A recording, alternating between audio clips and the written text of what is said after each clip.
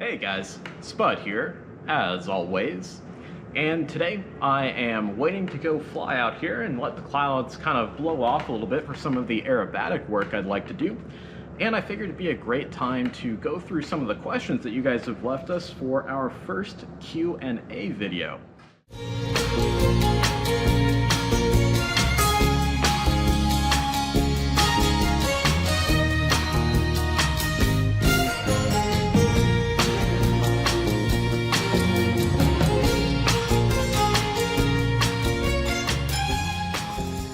This is kind of off the cuff here, and we're at a public airport, so if there's noise or people going through or things like that, we'll just take a little pause here. And for the future, if you guys think wearing the helmet for the Q&A session is a bit much, then we'll change that up as well.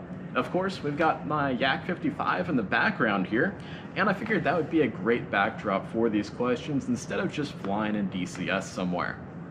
So for today's very first Q&A video, I've got my phone here and a bunch of questions that were asked on Discord here. Now, the theme was supposed to be Cold War, but it kind of seemed to expand out from that, and so we'll kind of get started here. Okay, so our first question is from Jen. If you could elaborate on your aviation experience, that would be awesome.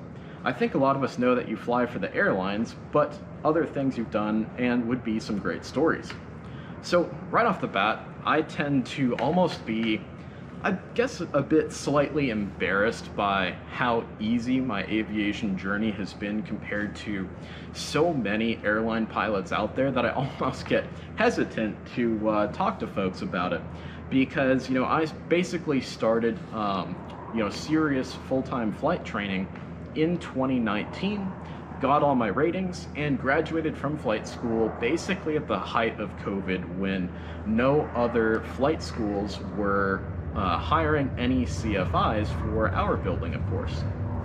And so, I did not want to stop flying, and I didn't want to, take forever to build that 1,500 hours to make me eligible for an ATP certificate.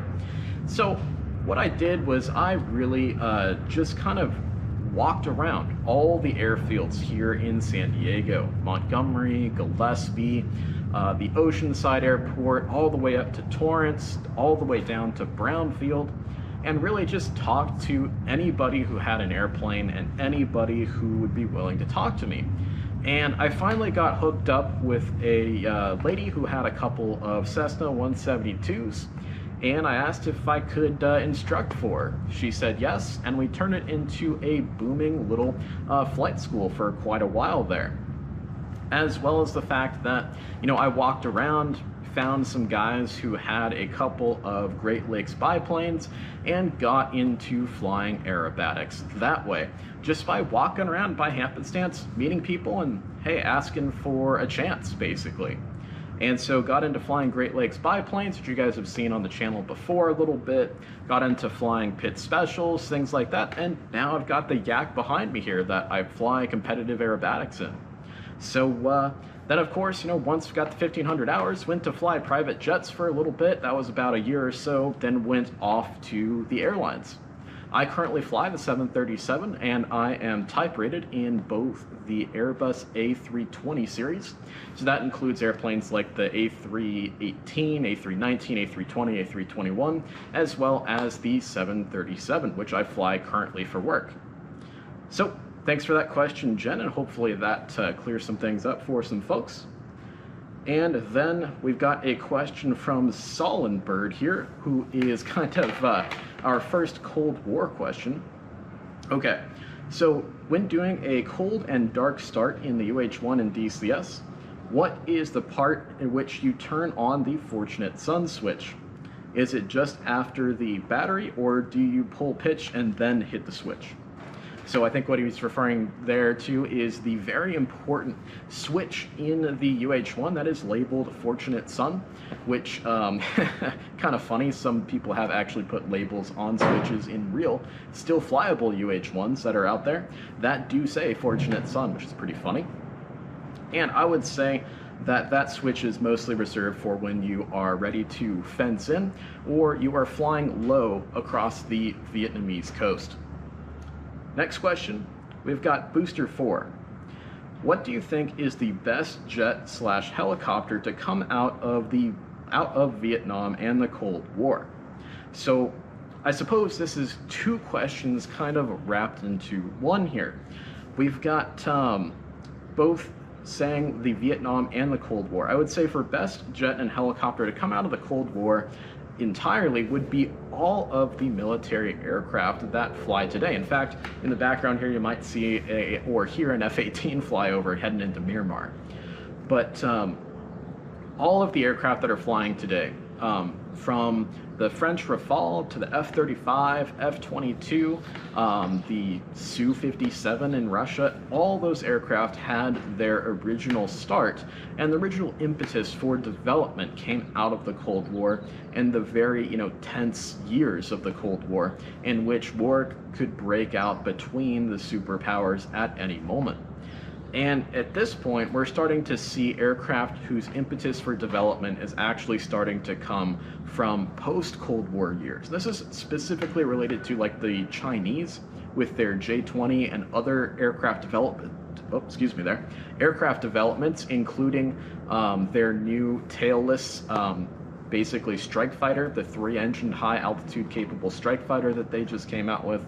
Those are kind of the one aircraft and aircraft types who are really developed post-Cold War. Kind of to go to Booster 4's question about best jet slash helicopter to come specifically out of Vietnam, that would probably be the AH-1 for a helicopter, or even the Mi-24. The AH-1 kind of came out of this idea of like, we need a fully armed helicopter to escort the transport helicopters like CH-47s and UH-1s who are delivering troops to a landing zone. They have to be escorted by a fully armed, full-up, dedicated attack helicopter. And then, of course, the Soviets kind of got a different idea after watching the basically air mobility experience in Vietnam and came up with the Mi-24 concept, which is both a attack helicopter mated to a transport helicopter. And it really has no Western parallel, and it's what makes the Hind such an interesting and very unique helicopter, and why it makes it kind of fun to fly in DCS for sure. So when it comes to best jet to come out of the Vietnam experience, that would probably have to be the American Teen series of aircraft. So the F-14, F-15, F-16, and FA-18. The FA-18 to a lesser extent, but the F-14, F-15, and F-16 were developed primarily because of experiences in Vietnam.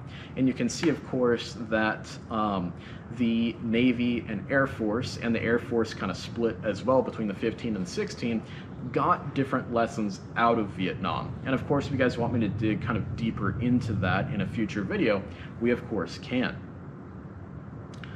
Smiley asks, this is a long question here, so bear with me. During the Cold War, there was, of course, the ever-present threat of the Soviet bomber hordes coming over the poles and raining their nuclear payloads down on cities across the U.S. mainland. Not a great thing there. I've been researching quite a bit about the U.S. ADCs and the U.S. Navy's plans on how to stop this threat. From the F-82 to the F-86 Sabre Dog, the F-89 Delta Sisters, that's the F-102 and F-106, F-4 Phantoms and Starfighters, as well as systems like Sage and Nike Hercules.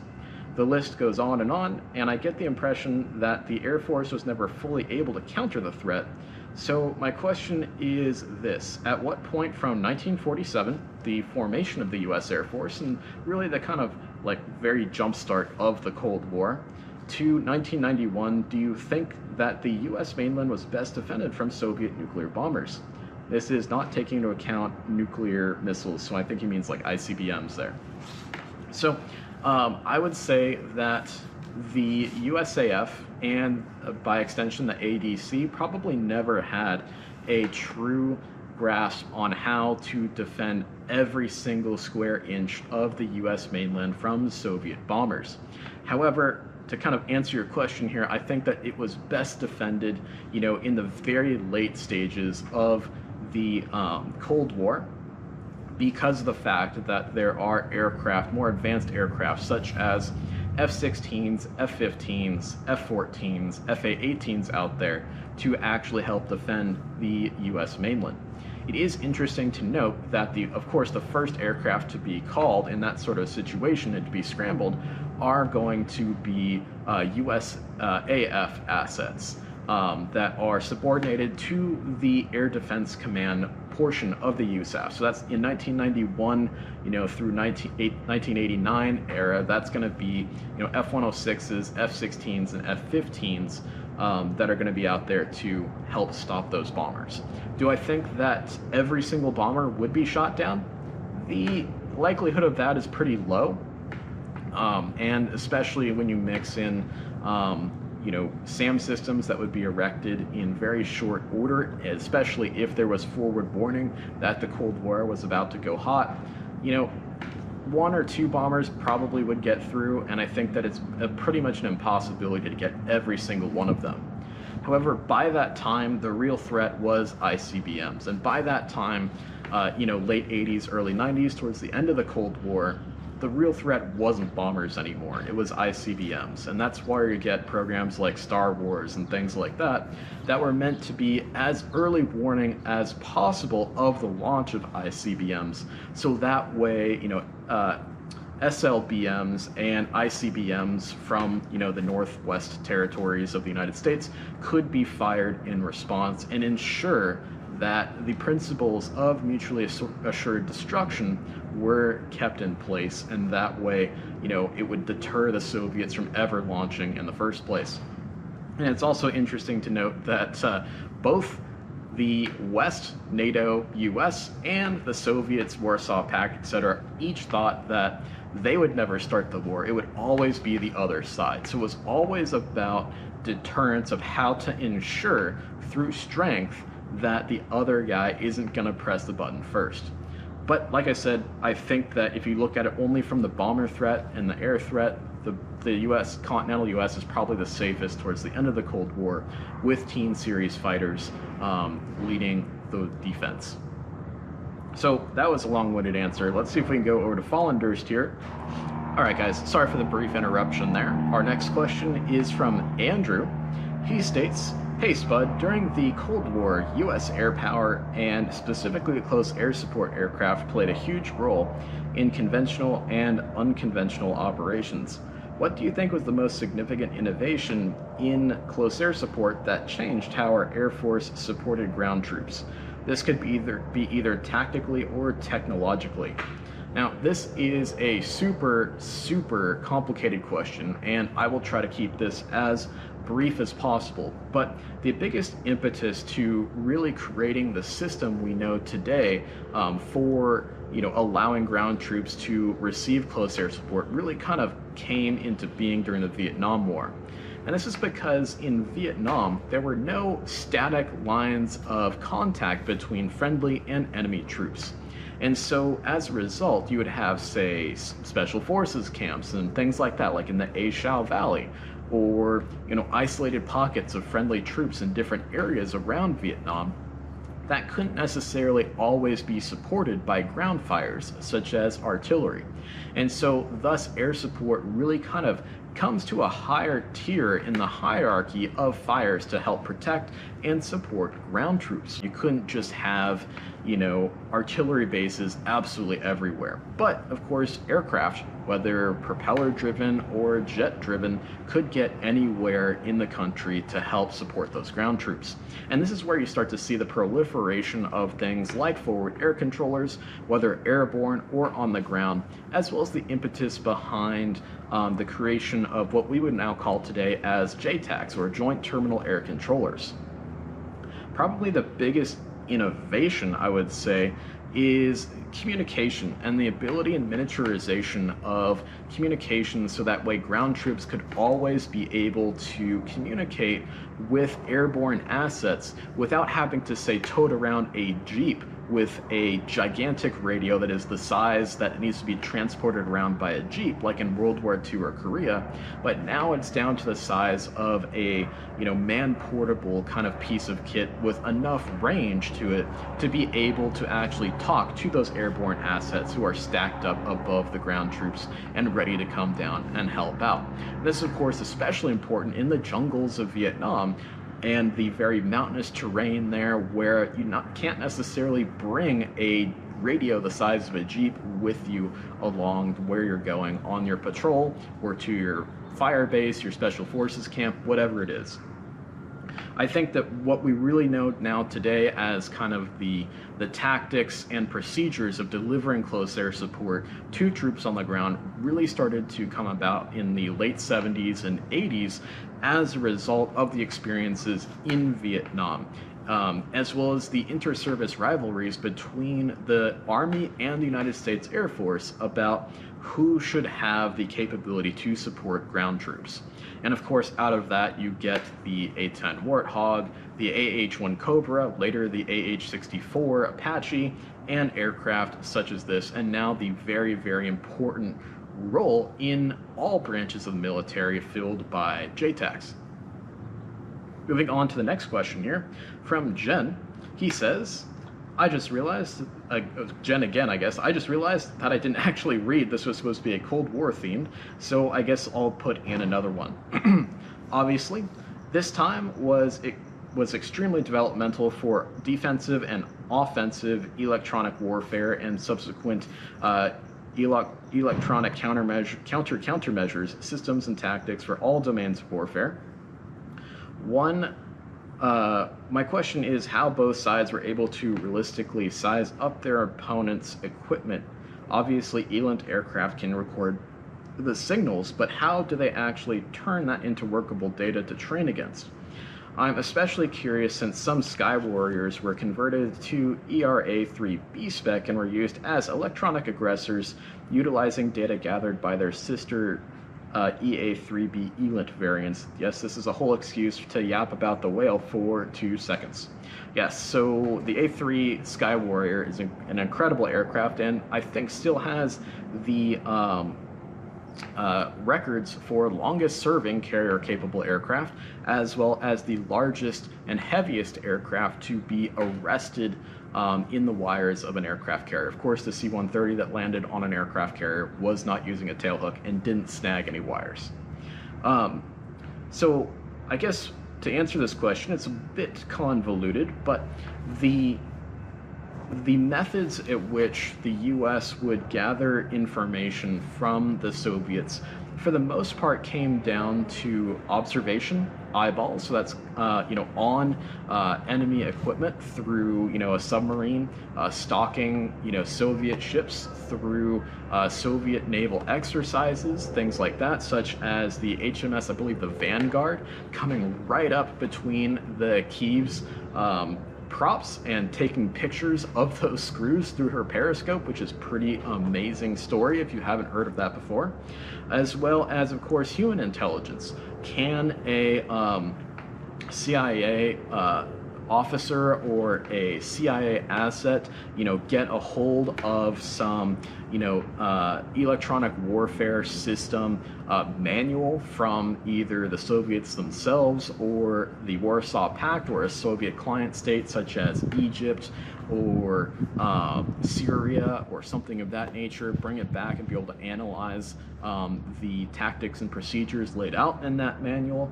And then I guess how is that actually turned into workable data to train against? Well, you can either you have scores of analysts to analyze what all these different human signals and visual intelligence pieces coming together to create an idea of how that system is supposed to operate, as well as, of course, you can actually capture the electronic warfare systems themselves, such as, the Israelis going out and snatching some piece of gear from the Syrians or the Egyptians, or in the case of when Egypt signed a peace treaty with the Israelis, a lot of Western analysts and, people then got very good access to a lot of pretty high-end Soviet gear. In terms of the Sky Warrior part of this question, the ERA-3B was used for the most part as a way to train American surface warfare and naval aviation assets against what was perceived to be the capability of Russian bombers' electronic warfare suites, and how to then counter those electronic warfare suites, as well as have them up there performing all of that jamming while simulated cruise missiles are then heading in towards US Navy surface assets to hopefully be able to simulate as best as possible what it would be like in an all-out attack by, say, Bears, Backfires, and Badgers against, say, a carrier battle group. Hopefully that answers that question at least a little bit. That was a pretty complicated one. Nils asks, are the seed capabilities of the Su-25T any good in Cold War relation? Because I've been trying to do some seed and I don't seem to have any chance to do so whatsoever in the Su-25T. So I think there's a little bit of a misconception about the Su-25T in the DCS world kind of fan base. So the Su-25T is a post-Cold War variant of the Su-25 Frogfoot. And they basically took the Su-25UB, got rid of the rear seat in that aircraft, and replaced it with a whole bunch of black boxes to allow it to use more modern, up-to-date, and quote-unquote smart weapons, such as the anti-radiation missiles that I think that Nils is referring to here. The misconception comes into the fact that I think people tend to think that the Su-25T is used in a more widespread kind of way than they actually were. Only about 9 Su-25Ts were ever converted in that mid-1990s period, in which the Russians were really scrambling for money to be able to do anything with their armed forces. So that's why so few of them were actually converted to the T standard there. But it's definitely an interesting question. I just think that people don't realize how few Su-25Ts were actually built. Jack Morgan says, the Cold War has become one of the time frames that is increasingly popular and looks to be pretty important for the future of DCS. We have the export version of the Fulcrum coming out soon. What other REDFOR planes of the Cold War era would you like to see? So I think that my favorite REDFOR aircraft that I wish would come in some form somehow would be a modern Su-30 flanker that is, fully multi-role capable. But bringing it back to the Cold War here, I think that out of all the aircraft that are coming to DCS, we have the MiG-15 already, the MiG-17 is coming, I think a Su-17/Su-22 is coming. We've got the MiG-29A coming, at least an export variant of that aircraft coming. I think that kind of leaves the whole of the MiG-23, and unfortunately I don't believe that that is going to be coming anytime soon because of the RASBAM debacle, so some other third party may have to take over that aircraft at some point here. But yeah, probably the MiG-23 is the biggest hole in the REDFOR lineup at the moment. And I kind of think that at least in a Cold War scenario, the holes on the red side are actually a lot smaller in DCS than most of the fan base tends to think it is. Coming to the next question, Abul's Fazl says, we will probably get a dynamic campaign this year. Should it be a paid module or free as part of the core game functions? I believe that Eagle Dynamics, since the very first kind of start of the, talking about a dynamic campaign coming to DCS, have stated that it will be a paid module. But I'm sure if I'm incorrect about that, somebody will correct me in the comments down below. But I'm like 95% sure that Eagle Dynamics has said that this will always be a paid module. And I have zero problem with that whatsoever.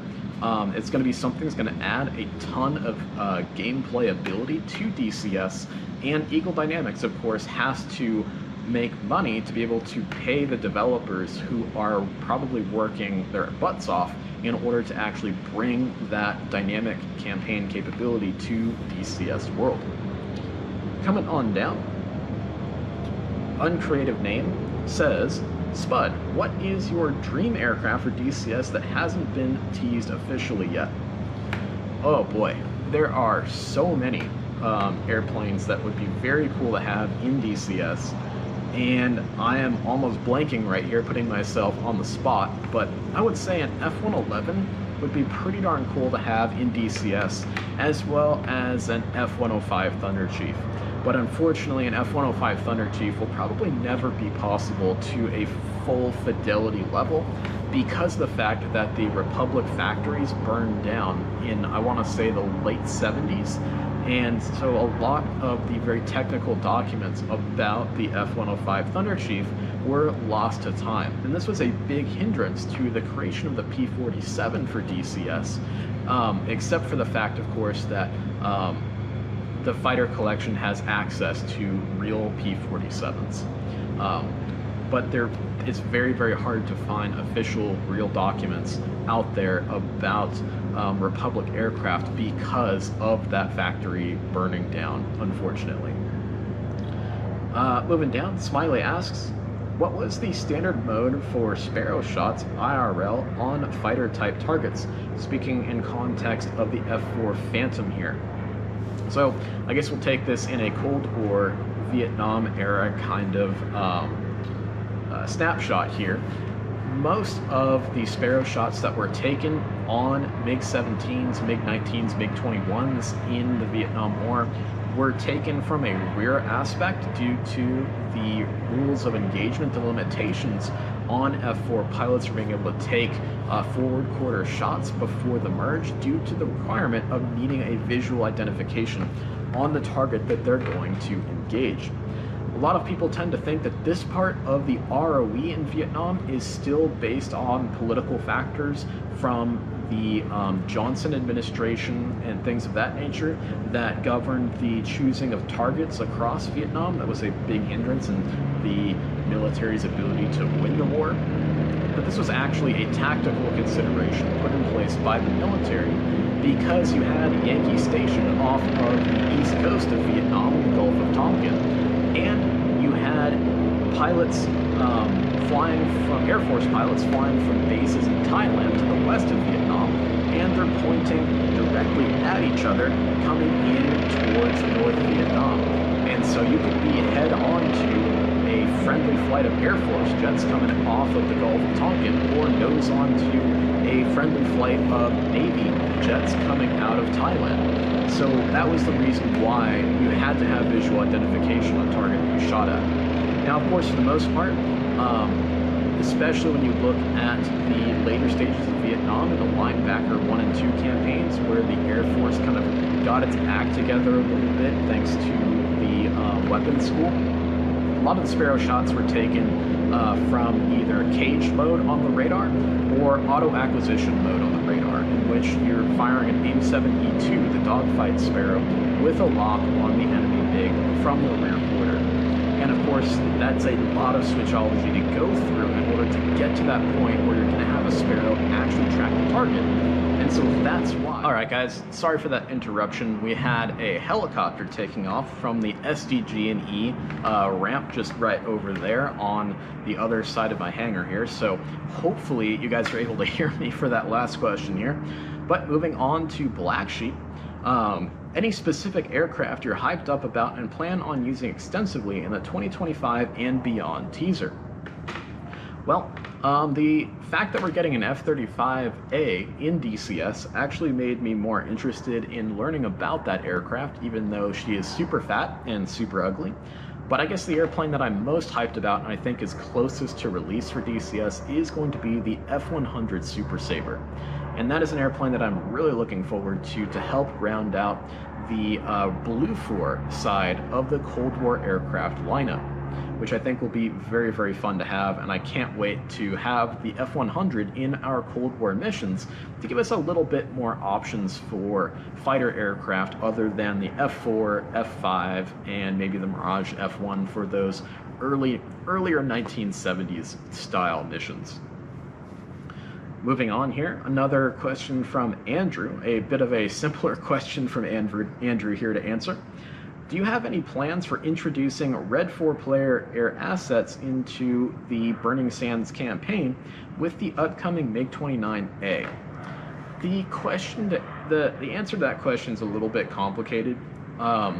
For the most part, when you have, say, a large group of players in DCS multiplayer, introducing any kind of player-controlled REDFOR kind of almost messes with everybody's brains psychologically, and everybody gets super duper hyped to shoot down another player, and so they stop flying realistically. And if you can get away from that, such as we were able to do so in the hyper-realistic missions of the Red Flag group, which unfortunately is no longer operating regularly, we had the issue of any, kind of red players in a mission would basically be able to dismantle the entire strike package, and it wouldn't be able to be reconstituted. And so the realism and kind of the feeling of the missions kind of dissolved a bit as a result. So it's really hard to introduce PvP into DCS for both the psychological reasons of introducing PvP into the mix, as well as the practical reasons of most people who choose to fly on the REDFOR are very experienced DCS world players and will proceed to dismantle your mission in lots of fun and interesting ways. So hopefully that answers that, as well as the fact that, all the number of players we put on REDFOR, that's fewer players on the blue side to make a very cool, very large strike package for everyone to experience. So hopefully that answers that. Next, we're coming to Sam Speedy Boy. Do you think the Mach 3 Phantom or the F4X Swing Wing Phantom would have been good ideas had McDonnell Douglas not made the F-15? So this is a really interesting question, Speedy, and you're referencing the F4X and other experimental Super Phantom type experimental models with the F-15. And what's interesting is when the Israelis created their own Super Phantom variant and then showed it off at the Paris Air Show, the McDonnell Douglas, as well as Northrop at the time, kind of cited more their foreign sales of the FA-18 as being more under threat from a Super Phantom variant than that of the F-15, which I thought was very interesting. And I think that that's probably because of the fact that even at that time, the FA-18 was seen as more of an attack aircraft than a fighter. And at that time, the Phantom was seen as more of an attack aircraft than a fighter. The Phantom kind of really morphed and kind of aged like a fine wine through the ages up to today.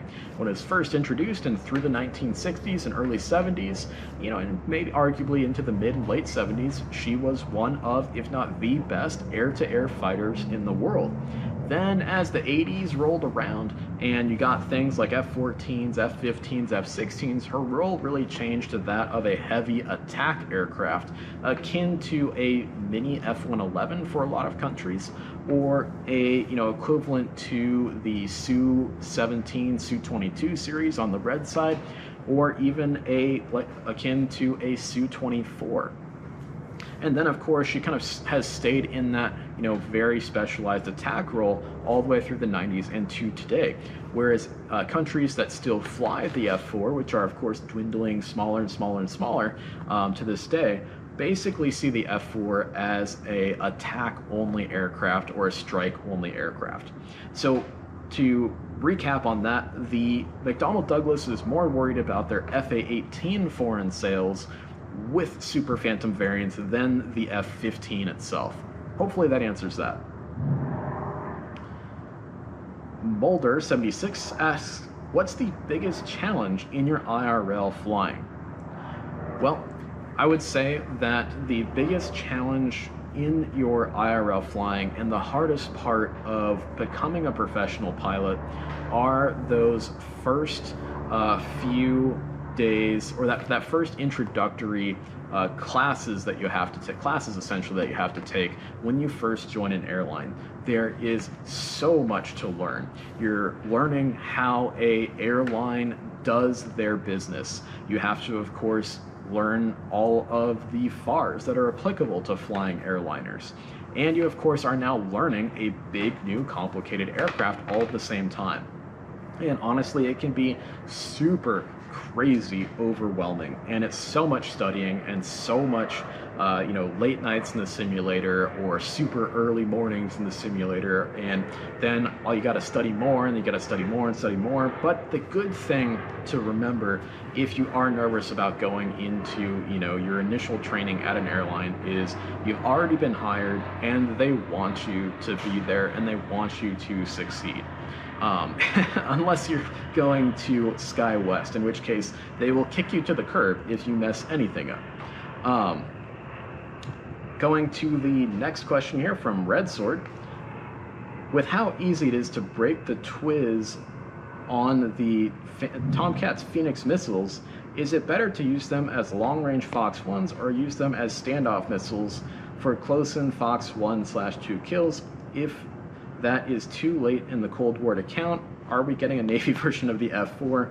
From the understanding, there are a lot of similarities between different branches versions, so it might be an easy addition. So let's talk about that real quick here, guys.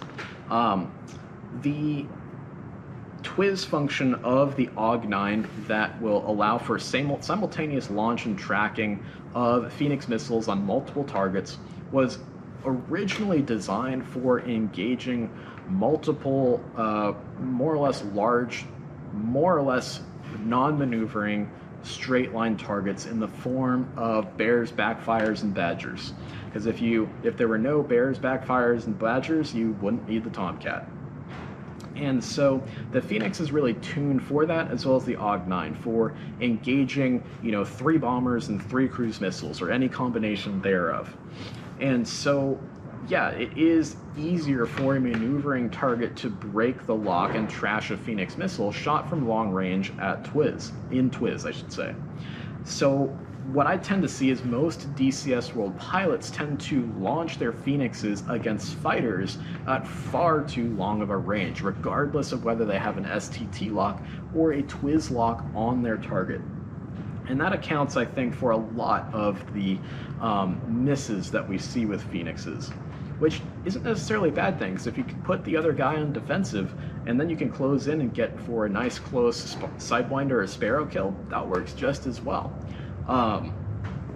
But yeah, for the most part, you want to really hold on to those Phoenixes to a lot closer range, especially if you're at lower altitude, for shots against maneuvering fighters.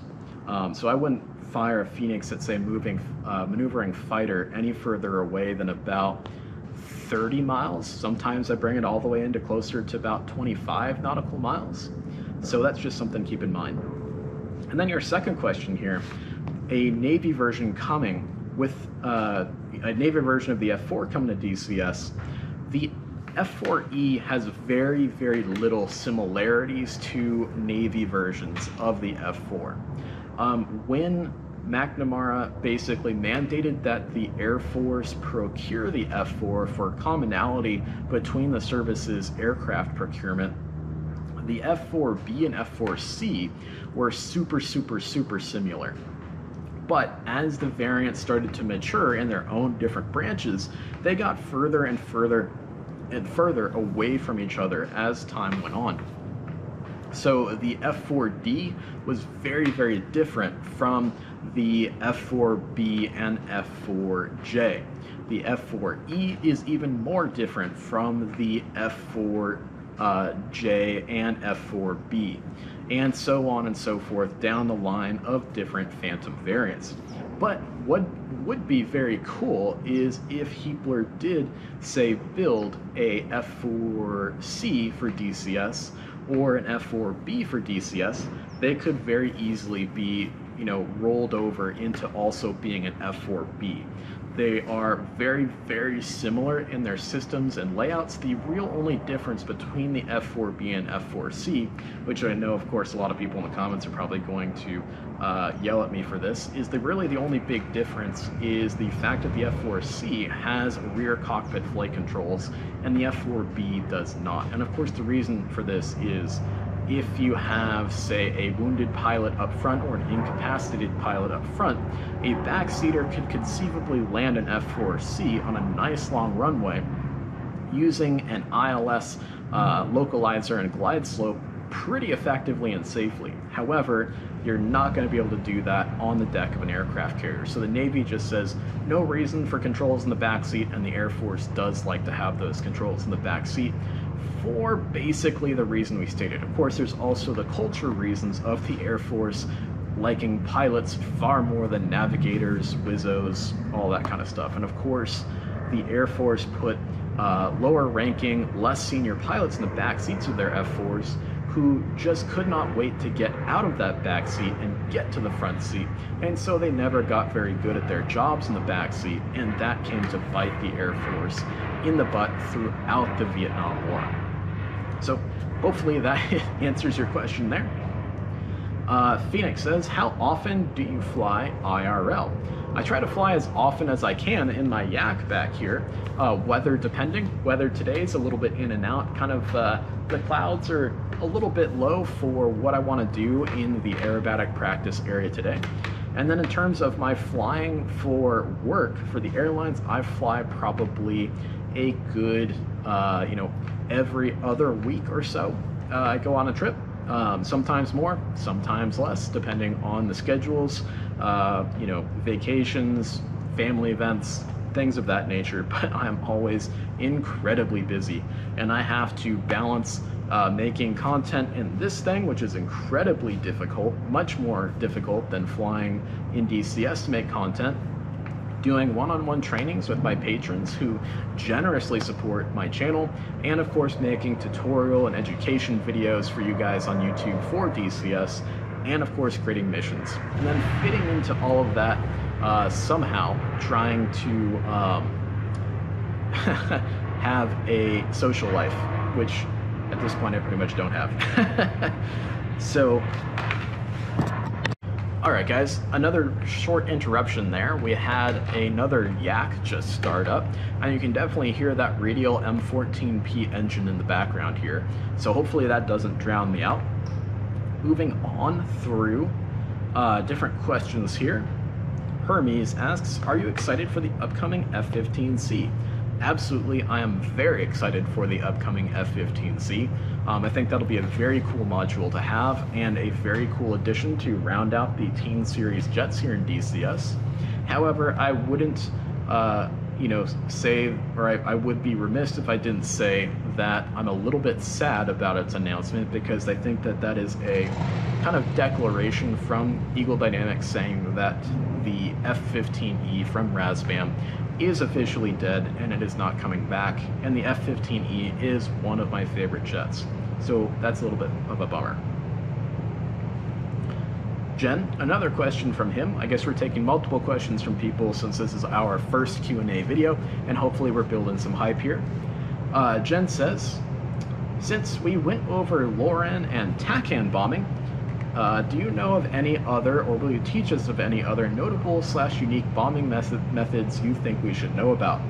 And this is in reference to a little training session / video creation session that I did with a number of my community members, in which we went over TACAN and LORAN bombing methods in Cold War aircraft such as the F4. And that video is still forthcoming. I have a lot of the video clips all shot for it. I just need to find the time to edit them together, of course, which is always my problem. But yes, there are a number of very cool Cold War bombing methods and techniques. And I don't know if you can see in the background there, but it looks like an RV just passing by. There are a number of very cool different bombing methods from the Cold War that I think would be very cool to see if we could try to work them out in DCS.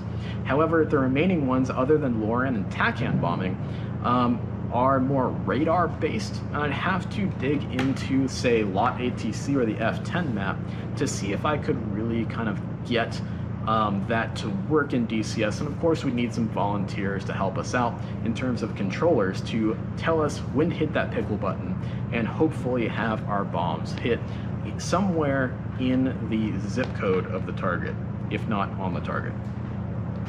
Phoenix asks, is the name Spud Spike a reference to the Mud Spike callout or the Pave Spike targeting pod? Well, looking at my logo, I'm gonna have to say yes.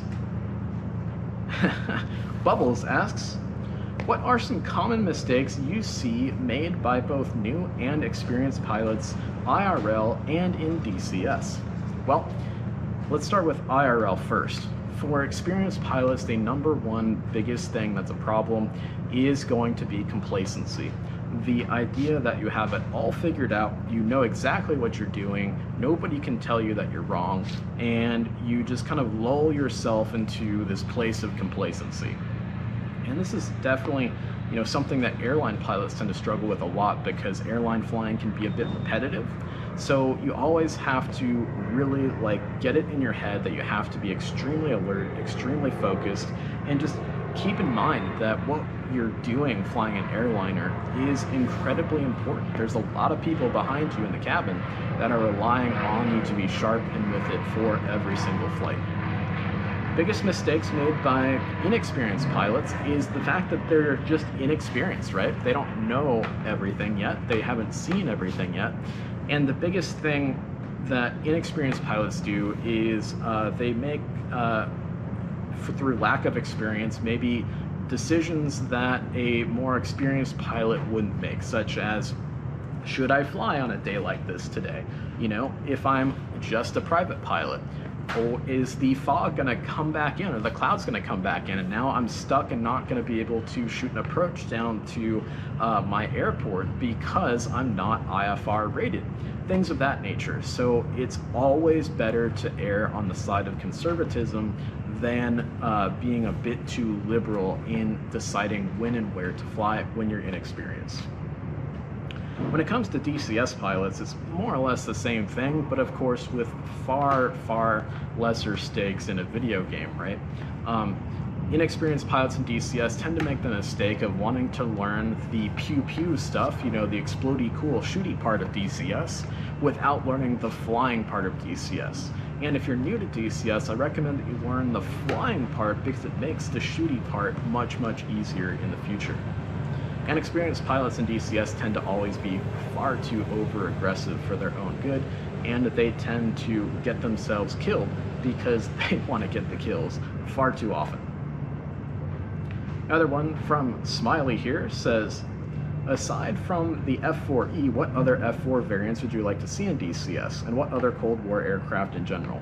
Well, we kind of already answered part of this one, but I would say the F4B and C would be very cool to have in DCS. What is your greatest lesson learned while flying? Let's save this one to the end, because I'm going to have to think on that one a little bit. Impression says, hi, does it make any sense to fly the CH-47 transporting stuff or building or the Apache on this server? Is there a PDF that lists everything about that? Impression, just so you know, we run more or less scripted missions in my group here, so we don't tend to do much in the way of transportation stuff. That's going to be more on servers that are fully, fully public and are basically running 24/7. But I am looking into how to better integrate helicopters into my missions, and specifically transport helicopters, because I know a lot of folks are interested in flying the CH-47 in my missions, as well as the C-130 in the future. So I'm definitely looking into that, and the kind of what's the Air Force and Marines calling it now? The Agile something or other, I'm blanking at the moment, about being able to fly into an airbase, take it over, you know, the Marines kill the Chinese soldiers that are there, the F-35s or F-18s or whatever land, rearm, refuel, and then take off again, and then the C-130s and C-17s get out of there again, they go to the next island, do the same thing. that's kind of something that I'd like to kind of figure out how to do in DCS and Mission, because I think that would be pretty fun, and be able to integrate a lot of the new transport stuff that's coming to DCS in the near future here. MJC4733 says, do you see any resolution to the Raspbian ED situation in our future, since Raspbian is working on Cold War modules right now? I think he's referring to the MiG-23 that Raspbian was creating, and I don't know. And the answer, you know, from everyone is going to be, I don't know. And the good thing is, in my opinion, is Raspbian is being silent and Eagle Dynamics is being silent, because that probably means that at least something is being worked out in the background. Now, I'm hoping that something will be worked out, but my hopes are pretty low at this point. And it's a real bummer, because the F-15E is my favorite aircraft in DCS at the moment. Let's see. Specco Smirk says, besides the US and Soviet Union, what Cold War jet would make the most sense to provide a missing piece in either the timeline or function in DCS? So I haven't had much time to think about this one, but probably some sort of British design or additional French designs. We've already got the Mirage F1 and the Mirage 2000, maybe a Mirage 3, because that would really fill out the roster of the Israeli Air Force. And of course, the Mirage 3 is a big, piece of Cold War history, fighting for the Pakistanis, the Israelis, and the French in different areas. I think that a U.S. aircraft that would provide a lot to a lot of the kind of the smaller brush fire wars in Africa, as well as of course the Vietnam War, would be the A-1 Sky Raider that's coming soon. That'll be very cool to have. And of course, British designs. There's the Tornado, which has already been announced and is coming. The variant of the Tornado that's been announced probably isn't going to be my first choice of variant to have of the Tornado, but it'll still be very, very cool to have in DCS. Sven asks, are you excited like I am for the possibility of the World War II Pacific Theater air combat? And absolutely. So I grew up here in California. We're here in San Diego. As you can see, nice sun starting to poke out through the clouds here. And as a result of growing up on the West Coast, having family that have been on the West Coast for so long, the Pacific Theater is really at the forefront of my mind. All of the museums, memorials, things like that around San Diego here, or where I grew up closer to San Francisco, are all Pacific Theater based or themed. And so I guess I've always had more of a connection to the Pacific Theater. I've also had family members that flew in the Pacific Theater, so I guess that's kind of my answer to that. I also think that theaters in simulators other than the ETO, such as the Mediterranean Theater of Operations, the Pacific Theater of Operations, as well as, of course, the, what am I trying to say here? The Burma Theater are more conducive, I think, to the gameplay that DCS World, as well as other air combat games and sims, are kind of geared towards, where flights are, as a whole, shorter. The combat, as you know, a whole on average, are at lower altitudes, and combat is quicker and more intense compared to, say, escorting bombers at 30,000 feet for 8 hours at a time heading to Germany.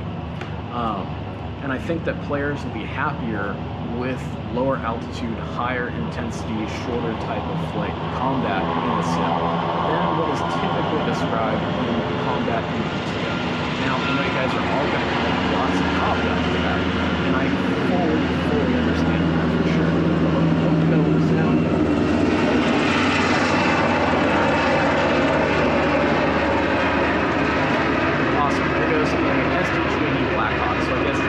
Better to describe it as a Sikorsky S-70, the civilian version of the Black Hawk. So like I was saying, of course, people are going to come up with tons of examples of how what I just said is not true, and how the Zero is actually designed to fly 8 hours at a time with a range of 1,600 nautical miles. But for the most part, in the areas around, say, Guadalcanal and the Cactus Air Force, or the 5th Air Force in the Southwest Pacific, a lot of the flights were much shorter, the combat at much lower altitudes, much faster and much more intense than, say, escorting B-17s all the way to the Reich and back. So yes, I'm definitely excited for Pacific War stuff in DCS. I think that'll be much more interesting and exciting personally. Okay, another one from Jen here says, everyone and their mother is interested in tactical bombers for DCS, F-111, Su-17, Jaguar, etc. I don't know if I would call a Jaguar or a Su-17 a tactical bomber. I think I'd more call those guys attack aircraft or classify those guys attack aircraft, but I guess that's potato. But an F-111, definitely a tactical bomber. But one niche that doesn't exist in any other simulation is strategic bombers. If ED decided to develop something to fill this void, what do you think they would make? And if DCS needed to be modified to accommodate, how would it be changed? I believe that the biggest hindrance to strategic bombers in a modern sense in DCS is going to be the fact that the maps in DCS are far too small for B-52s, B1s, B2s, things of that nature. Even going back to, things like Hustlers or Stratojets, things of that nature for the Cold War. The maps are just too small for those aircraft. So if we do get a strategic bomber in DCS, the first one I think we'd get would be a World War II strategic bomber. And I think that a lot of people would jump at the chance to have a 10-crew, multi-crew B-17 Flying Fortress in DCS. That would be pretty cool. And to have that in, say, flying over the Southwest Pacific in a B-17 and shooting your way through a whole bunch of zeros with a 10-crew, multi-crew B-17, I think people would absolutely go nuts for that. So I think the very first strategic bombers we'll see in DCS will be of the World War II variety. Now, it's hard to tell if the documentation that Eagle Dynamics requires exists for the creation of, say, a full fidelity B-17. Now, there are flying examples of B-17s, but most of those aircraft were modified post-war to be cargo aircraft, fire bombers, things of that nature, and then have been reconverted back to their World War II configurations over time. And so we'd see if that would be good enough for the creation of what, Eagle Dynamics would call a full fidelity B-17. B-29 would be pretty cool as well, but that's, again, pushing the limits of the size of DCS maps, and particularly the World War II maps we have at the moment. So I think that once Eagle Dynamics gets to more the world map idea, they will look more into the development of true strategic bombers. And I think that I don't know if people are really going to want to fly a 22-hour mission in DCS where most of that is eating snacks and taking naps on the floor of the cockpit while your co-pilot or your aircraft commander is at the controls. So I don't know, but it's a really interesting what if, and I think that even Matt Wagner in his latest question and answer video did state that they'd only really be looking at strategic bombers once the world map kind of comes into play a few years down the road or so. So guys, that kind of wraps up our very first question and answer video here for everybody. I hope that this was fun, and if wearing the helmet is too cheesy, just let me know and we will change that up in the future here. So thanks for watching, guys. Please like and subscribe, and we'll see you in the next one.